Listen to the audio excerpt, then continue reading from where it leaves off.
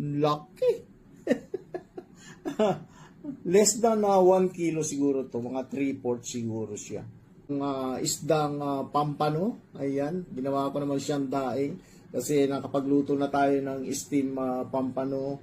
So nakapagsabaw na rin tayo, nakapagprito na rin tayo. So nagdaing naman ako, ayan, napakalaki, almost 1 kilo yata yung isang piraso nito. So napakataba pati niya, ayan oh. Yung kanyang biyod, ayan oh, napakataba. Yung kanyang inakay, baby. Ayan oh, yung kanya so ito yung ating iluluto ngayong lunch. So ayan na guys, luto na yung ating daing na pampano. Ayan oh. Malutong-lutong pa oh. Yung kanyang mga biyod oh, nandito, ang sarap. Tingnan natin. Sarap. So ayan, ready na ang ating pananghalian. Sarap ng bihod. Meron na rin tayo naka-ready dito na sausawan. Ayan, naghiwa ako ng kamatis at saka sibuyas, tapos silin labuyo with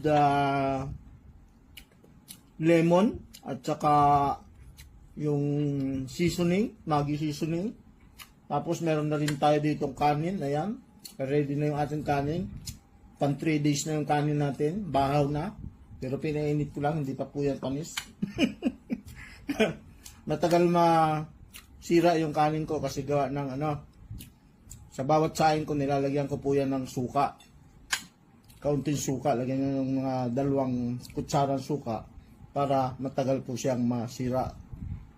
Kahit 3 days na, hindi pa rin po yan mapapanis. So, yan. Paano guys?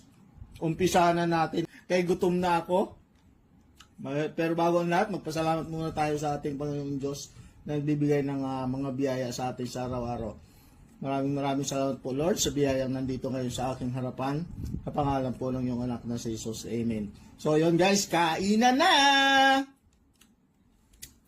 Maraming salamat po sa panonood sa aking mga videos. At huwag niyo pong kalimutan i-subscribe ang aking YouTube channel. I-follow ko sa aking Facebook page. Let's go! Let's eat!